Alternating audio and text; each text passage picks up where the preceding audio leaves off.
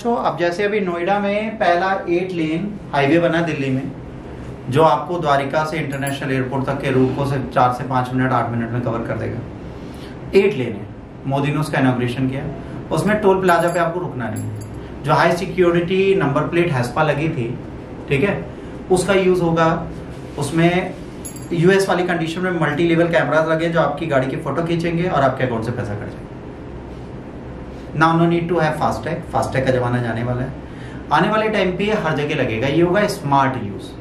जैसे अभी क्या होता है, टोल पे खड़ा होना पड़ता है, कभी घंटों लग जाते हैं, नहीं पार हो रहा, नहीं निकल रहा, नहीं बैठे रहिए यहीं पे, पीछे जाइए, आ गया, ये कहानी चल रही। फिर आप फर्राटा भरते रहिए, जहां उनका मन करेगा वहां पे आपके नंबर की फोटो खींचेंगे, आपके अकाउंट से पैसा कट गया, डेबिटेड। इससे एक और फायदा होगा, पूछो क्या? आपकी गाड़ी का चालान कटेगा तो सरकार आपको नोटिस नहीं भेजेगी, अकाउंट से क्रेडिट कर देगी।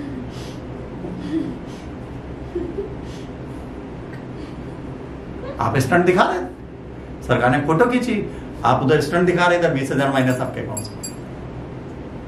अगले दिन आपने स्टंट दिखाना बंद कर दिया, सदमा लग गया। ठीक,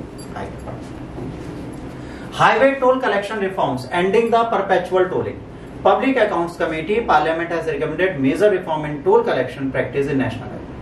इन्होंने कहा ये परपेचुअल टोलिंग को बंद करिए, ये बहुत ज्यादा प्रॉब्लम्स देती है। पीएसी सबमिट कर रही है पार्लियामेंट में कि फेयरनेस, ट्रांसपेरेंसी नहीं है, रैशनलाइजेशन नहीं है, और यूजर्स जो हैं वो ओवरबर्डन है इन चीजों से। तो ये चीज थोड़ी सही नहीं है, इसको इंप्रूव करने की आवश्यकता है, तो इसको सही करिए। एंड परपेचुअल टोलिंग इन्होंने कहा इसको बंद करिए। Verify price hike, create a independent mechanism, verify whether annual toll hikes are justified in the relation to the actual operational and maintenance cost।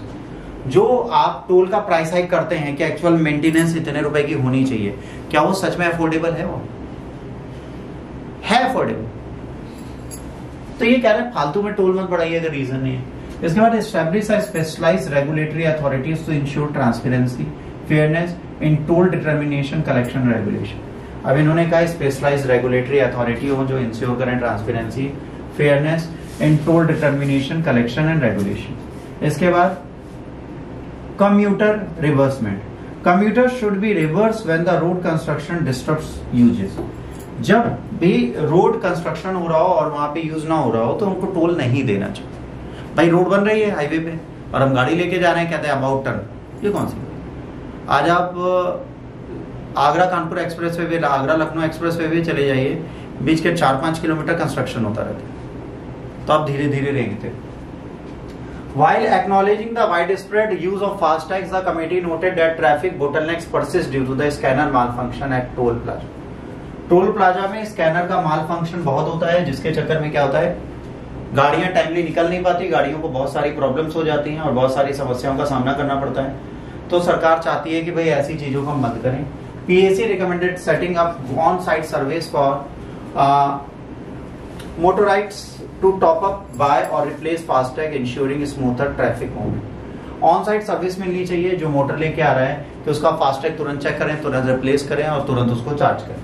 This improvement aims to address the current issues where electronic toll collection, despite its implementation, has not fully resolved cognition at the toll plazas। अब ये अगर होता है तो toll plazas पे जो बाद में बहुत ज्यादा कंजेशन हो जाता है, बहुत ज्यादा चीजें आ जाती हैं, वो प्रॉब्लम खत्म हो जाएगी। Section 9 of national highway act empowers the government to levy fees for service और benefit of the national highway। Section 7 कहता है कि नेशनल हाईवे की सिक्योरिटी सर्विस के लिए सरकार हमसे पैसा ले सकती है। Government ruling toll collection is governed by the national highway fees, है ना, determination rates of the collection rule 2008। जो हम रोड पे बनाते हैं वो हाईवे फीस लेने के लिए नेशनल हाईवे अथॉरिटी एलिजिबल है। User fee is based on the base rate under these rules, not directly linked with highway construction cost और रिकवरी। अब जैसे आपने देखा होगा गंगा एक्सप्रेस वे बन रहा है, इसको रियल में अडानी ग्रुप बना रहा है। तो अडानी ग्रुप को सरकार ने पैसा नहीं दिया है, सिर्फ कॉन्ट्रैक्ट दिया है। अडानी ने इंटरनेशनल बैंक से पैसा लिया है, रोड बना रहा है। इसके बाद वो वसूलेगा कैसे? टोल से। होटल रेस्टोरेंट को आसपास के एरिया को बुक करके। तो अब इसको, इस वसूली को करने के लिए 30-40 हजार साल लग जाएंगे। समझ रहे हो? This framework has allowed toll collection continue indefinitely even the construction costs have been recovered raising concern about the fairness of the road. जैसे उन्नाव वाला टोल जो चल रहा था, नवाबगंज वाला, अब तो उसकी वैल्यू खत्म हो जाएगी क्योंकि अब ये एक्सप्रेसवे बन गया। कितने सालों से टोल वसूल रहा है पता आपको? 98 से आज तक। रोड की कंस्ट्रक्शन कितनी सस्ती थी तो, मतलब तुम्हें पिछले 28 सालों से तुमने अपने रोड की बनाने की लागत नहीं वसूली। कायदे से एमपी में जाइए तो एमपी में टोल्स बंद हो जाते हैं। क्यों? क्योंकि उन्होंने कॉस्ट वसूल ली, तो रोड के टोल खोल दिए जाते हैं। हमारी कंट्री में 25-30 साल से टोल वसूला ही जा रहा, हमारे स्टेट में बंद ही नहीं होता। ये कहते हैं जब कॉस्ट वसूल ली जाए तो इसे बंद कर देना चाहिए, बड़े कहते हैं वसूलते रहेंगे। बेस्ड इंक्रीज 3% हर साल होता है। Additional adjustment 40% of wholesale price index में हो जाता है।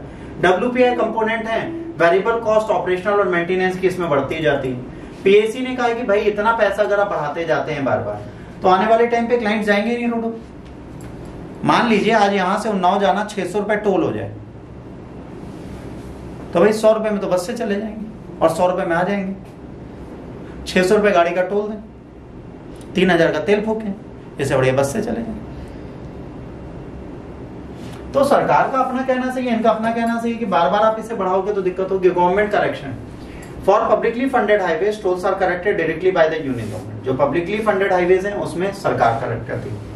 प्राइवेट कंपनीज अगर बिल्ड और ऑपरेट करती हैं तो वो टोल तब तक लेती हैं जब तक कि उनका पूरा पैसा वसूल नहीं जाता। जैसे अडानी तब तक अपने पास सरकार की रोड रखेगा जब तक उसका पैसा नहीं वसूल जाता। जब गंगा एक्सप्रेसवे का पैसा वसूल लेगा तब ये सरकार को वापस देगा।